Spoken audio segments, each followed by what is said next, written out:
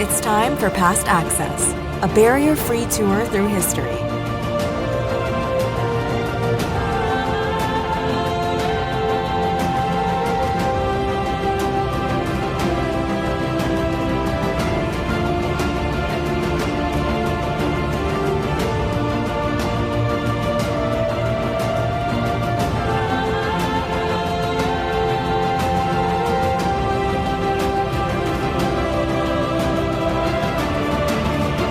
Now, here's your host, Pete Collman.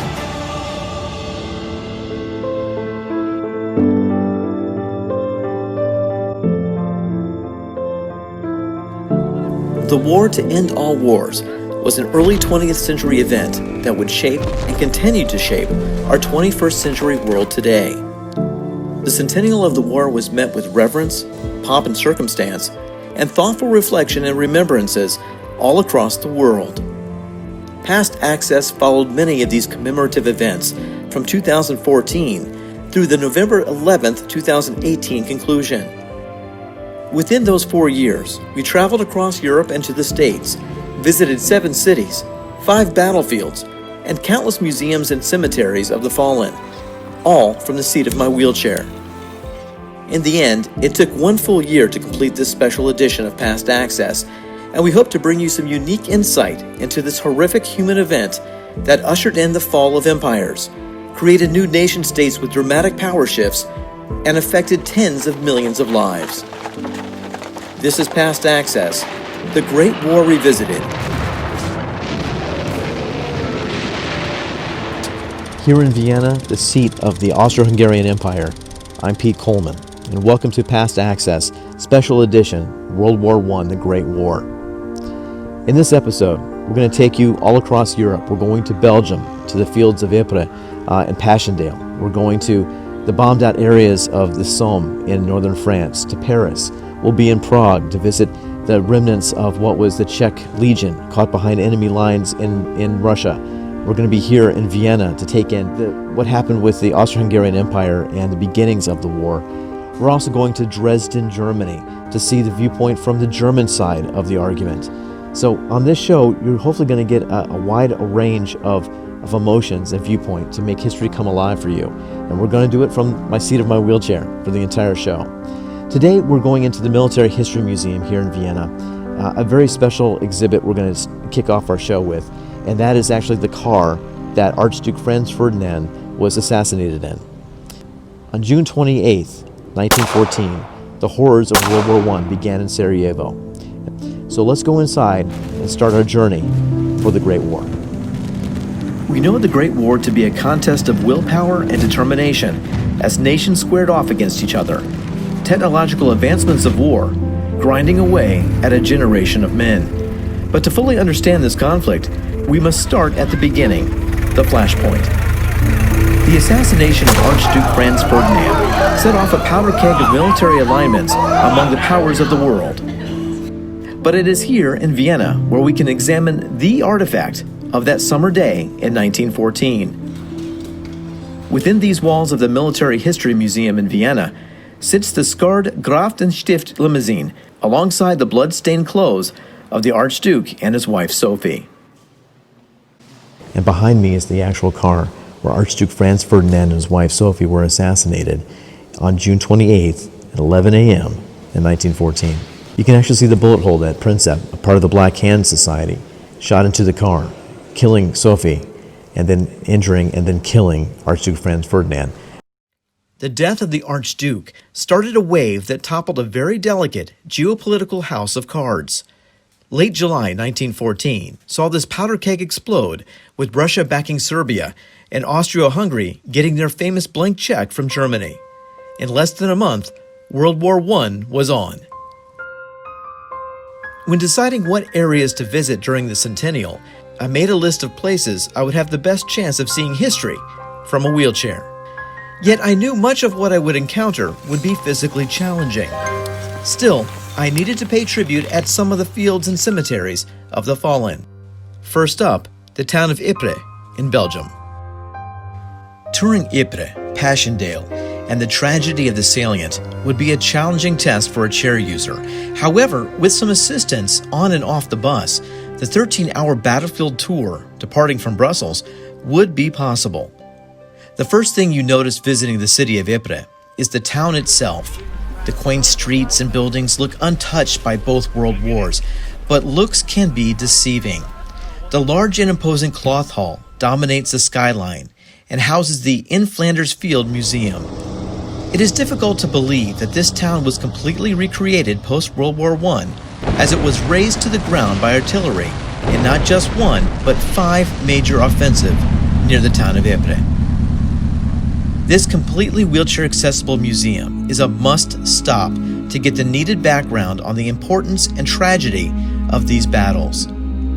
A specialized wrist fob is given with the entrance fee that, when scanned, will activate and translate learning stations into your desired language, allowing you to interact with exhibits throughout the museum. It is here that you will learn of the introductory hardships of the early days of the war in 1914, the first time the Germans used chlorine gas against the unsuspecting Allied forces in 1915, and the nearly unspeakable living conditions in the muddy Passchendaele quagmire of death in 1917. I would tour some of these locations on this day before coming back to this town's Menin Gate for the daily tribute to the fallen. Volunteer musicians stand at attention under this arch to play a British Army solemn tune called The Last Post.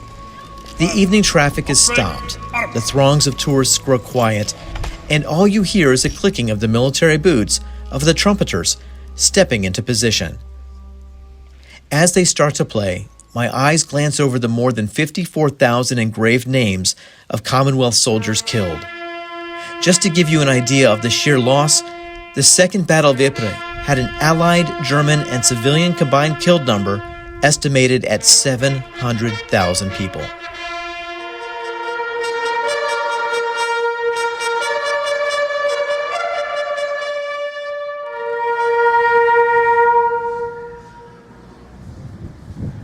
It is truly amazing to see the residents of Ibre continue to pay their respects to the fallen, year after year after year. And this is one of the things that's been going on for the first few years, and then every day since, I think, for the probably last 60 years. And it's a way to commemorate the fallen that have no name on these walls behind me. This ceremony started in 1928 and was only interrupted during the Nazi occupation in World War II. This ceremony is reverent, it is solemn, and altogether poignant to all that witness it. We leave through the Menin Gate to return later in the day. For now, we venture several kilometers away towards the once muddy battlefields that saw the first gas attacks in 1915. Tonight, we're actually here at Flanders Fields, that was written by Colonel John McCrae of the Canadian Insurgent Forces. Right behind me is where he had the inspiration of the sheer horror of putting people back together after war that inspired him to write the story on Flanders Fields, a very famous poem about World War I. Lieutenant Colonel John McCrae was a Canadian medic that was mourning the loss of a close friend during the early bloody days of Ibre in May of 1915. The blood and gore that McCrae saw coming across his makeshift hospital gurneys must have been horrifying, even for a seasoned war surgeon like himself. This war was different, however, as too were the effects on soldiers from gas attacks, shell shock, and near obliteration from modern machine gun fire and exploding shells. McCrae pushed through the long hours in Belgium, 12 straight days of OR work, and then he took a break, walked outside to clear his head. He then wrote 15 lines, a poem that would be celebrated for generations, but for all different reasons. It was the poem called In Flanders Fields. As you can see, I'm wearing my poppy here, and it's a very appropriate thing you might see during November and early November for people wearing things for Armistice Day.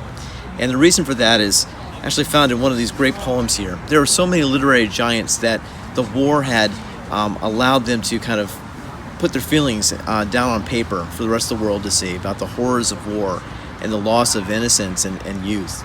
I'm thinking of Joyce Kilmer, thinking of Sassoon or Owens or the person I'm going to read to you right now, John McCrae. In Flanders Fields. In Flanders Fields the poppies blow, between the crosses, row on row, that mark our place, and in the sky, the larks still bravely singing fly. Scarce heard amid the guns below. We are the dead. Short days ago we lived, felt dawn, saw sunset glow, loved and were loved, and now we lie in Flanders Fields. Take up our quarrel with the foe. To you from failing hands we throw the torch. Be yours to hold it high. If ye break faith with us who die, we shall not sleep, though poppies grow in Flanders Fields. In Flanders Fields and the symbol of the poppy are still cornerstones to the Remembrance Day we celebrate today. McCrae never saw the end of the war. At 1:30 a.m. on January 28, 1918, McCrae died of double pneumonia and meningitis, most likely contracted through the exposure with German poison gas at Ibre. The story of Ibre was far from over. Just a little over 2 years from the Second Battle of Ibre, the third engagement would begin, which included a hellscape experience of water, mud, and blood, known as Passchendaele. For many a soldier, the experiences of war were a mixed bag of horror, honor, and brotherhood. For those that survived this experience, the war would forever shape their lives. Holding on to the memories of kinship through photographs was a special treasure for men on all sides of the war. The Soldier Vest camera documented their times in this great conflict. Bringing the news home of the triumphs and horrors of war was much more difficult in the Great War years. Today, smartphones and web services interconnect us in ways incomprehensible to the generation that fought in World War I. Communicating across the world in seconds is an afterthought in the 21st century. In 1914, this, of course, was not the case. One of the things that many families gave their loved ones when they went off to war was a camera, very close to something like this. And this is a Kodak camera made in Canada. It made in the United States, and there were several different brands too.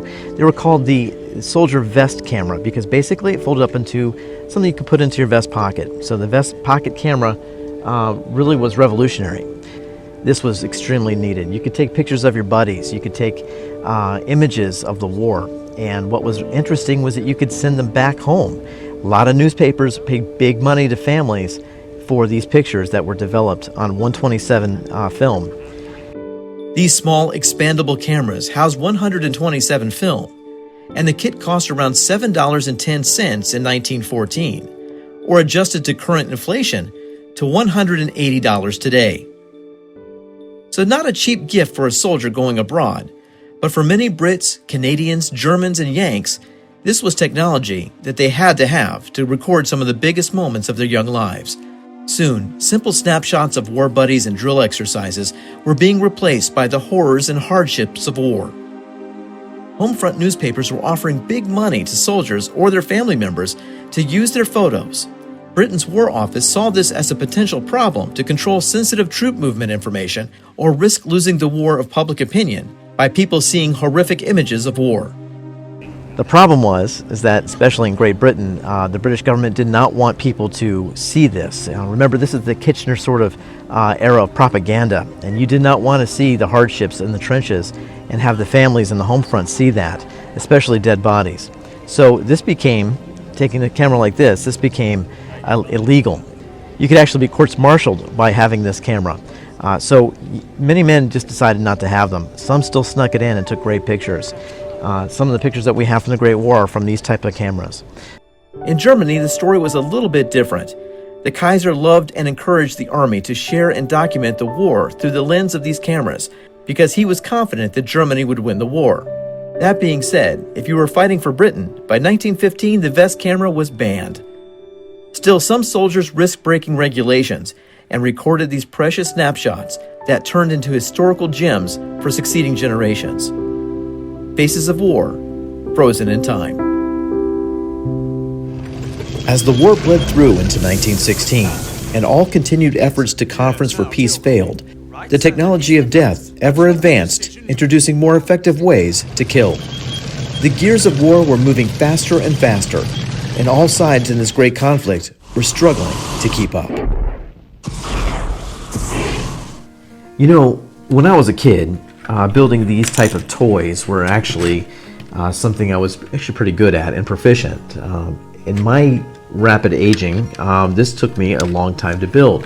This is actually a Mark I tank toy printed on a 3D printer, and it is really pretty cool, I'd say so, and I'm going to finish it right now and add a little bit of the early 20th century technological know-how to the back of this Mark I tank. The British put these things together in 1916, and they weren't very good. And that's not saying they've put a lot of thought into this.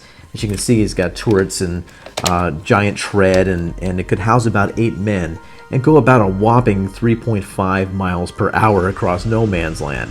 If you can imagine what the Germans saw in this, it had about a fleet of 5 or 6 at one point coming across the horizon over the barbed wire and the trenches.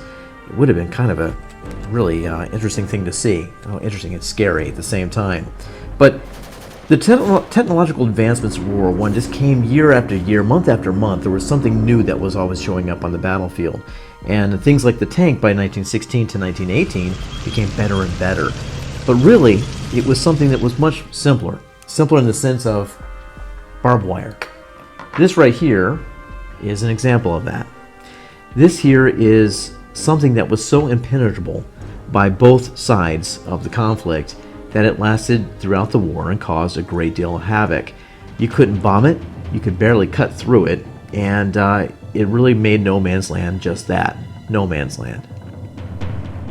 After the First Battle of the Marne, soldiers dug out a network of trenches, and thus a no man's land between the armies was created. This rolling man-made forest of barbed wire spanned hundreds of feet into this no man's land, and stood in places about 6 feet tall. One of the interesting parts of World War I was the technological advancements, from flamethrowers to mustard and chlorine gas, the big Bertha guns and the Paris gun, to give you some examples. But what I'm holding here is actually a piece of history, and this was actually found in the Ukraine on the Russian front, the eastern front of the war, and it's over 100 years old. What they called an invincible wire. It's kind of a barbed wire that has been wrapped 3 times around for each barb. And it was very much inexpensive, but this stopped so much advancement and put together the quagmire that we know as World War I. This simple piece of wire. So let's take a look at what this is all made of and why it was so invincible. Barbed wire produced 3 main results: to stop or hinder frontal assaults with its entanglements, prevent enemy forces from getting close enough to lob hand grenades, and help to funnel the attackers into an area whereas they would be in the line of deadly machine gun fire, the perfect kill zone. And later, the invention of the landship, or tanks, helped to negate the effectiveness of the barbed wires. Yet at the height of the Great War, this inexpensive weapon proved itself indispensable and stood as a hallmark of the bloody tug-of-war for the mere yards of no man's land. These images of entangled bodies trapped among forests of metal wires are still burned into our collective consciousness when we talk about trench warfare in the Great War.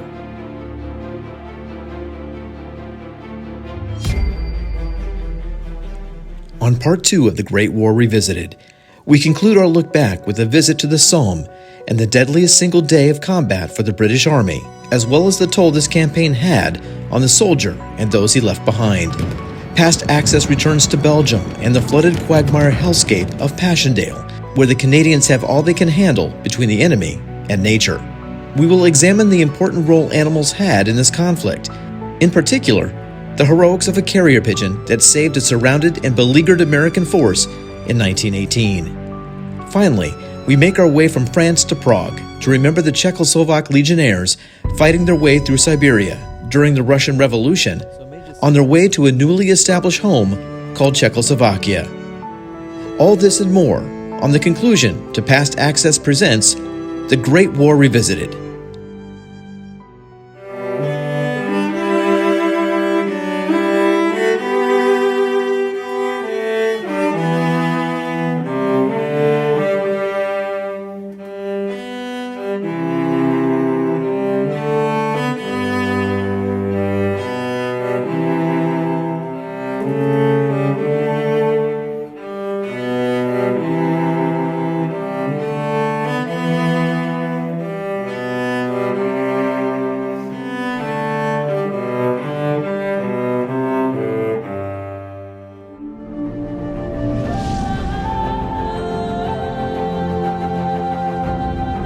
You've been listening to Past Access with Pete Collman. For more information on the show or insight to disabled access at historic locations, please visit us at pastaccess.com.